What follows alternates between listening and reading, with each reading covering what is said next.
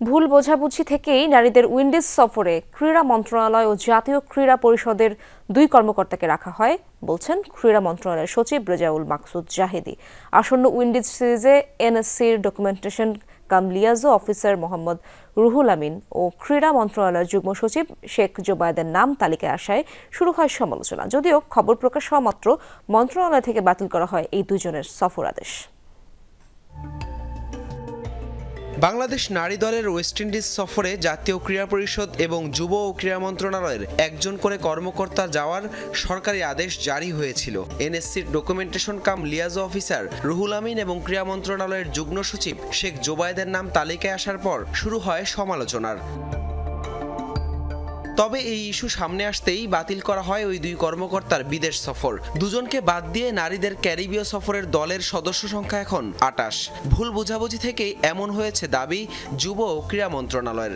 জাতীয় মহিলা ক্রিকেট দল টি-20 ওয়েস্ট ইন্ডিজ সিরিজের জন্য যাচ্ছে, সেখানে দুজন কর্মকর্তা একটা ইনফরমেশন গ্যাপ ছিল, এটা আমরা দিয়েছিলাম, সঙ্গে সঙ্গে এটা আবার বাতিল করা হয়েছে। মাঝে মাঝে এরকম কাজ করতে গিয়ে যেটা সাধারণত মিসকমিউনিকেশন হয়, সেটাকে আমরা মাননীয় উপদেষ্টার নজরে আসার সঙ্গে সঙ্গে আমাদেরকে অবহিত করেছেন এই দুটো বিষয়ে, আমরা সঙ্গে সঙ্গে এগুলোকে বাতিল করেছি। এবং ইতিমধ্যে আপনি জানেন যে আমাদের প্যারা অলিম্পিকে এরকম একটা ঘটনা ঘটেছিল, আমাদের উপদেষ্টা মহোদয় সঙ্গে সঙ্গে অবহিত হয়েই আমরা সেটা কিন্তু বাদ করা হয়েছিল।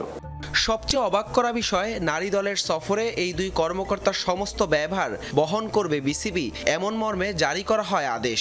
শুধু খেলা উপভোগের জন্য কেন এই দুই কর্মকর্তার পেছনে বিসিবির অর্থ ব্যয়ের সিদ্ধান্ত, তা নিয়ে ওঠে প্রশ্ন। আমাদের যে বোর্ডের যে টাকা, এই টাকাটাকে যদি দেশের অর্থ, দেশের একটা সম্পদ যদি কেউ না মনে করে, তাহলে এই ধরনের সিদ্ধান্ত নেয়। তা আমি আশা করব যে আননেসেসারি কেউ যাতে টিমের সাথে না যায়। এটা প্রশ্নবিদ্ধ হয়ে গেছে পুরো। আপনি এই অন্তর্বর্তীকালীন সরকারের ভূমিকাটাকে খুব খাটো করে ফেলছে। আপনি দেখেন, আপনি যাদের ক্রিকেট ব্যাকগ্রাউন্ড নাই, যারা ক্রিকেটের সাথে সম্পৃক্ত নন এবং যারা আপনি নারী ক্রিকেটের সাথে কোনোভাবেই অন্তর্ভুক্ত নয় বা কোনো সম্পৃক্তায়ন নয়, তারা কেন যাবে? বিষয়টা সত্যি খুব দুঃখজনক যে আমরা এখন এসে এই সফরের জন্য, আমি সরকারকে তুষ্ট করার জন্য সরকারি দুইজন লোককে কেন দলের সফর সঙ্গী হিসাবে পাঠাবো। শুধু এবারই নয়, এর আগে বিসিবির খরচে সবশেষ নারী টি-20 বিশ্বকাপ উপভোগ করতে গিয়েছিলেন যুব ও ক্রীড়া মন্ত্রণালয় ও জাতীয় ক্রীড়া পরিষদ থেকে একাধিক কর্মকর্তা।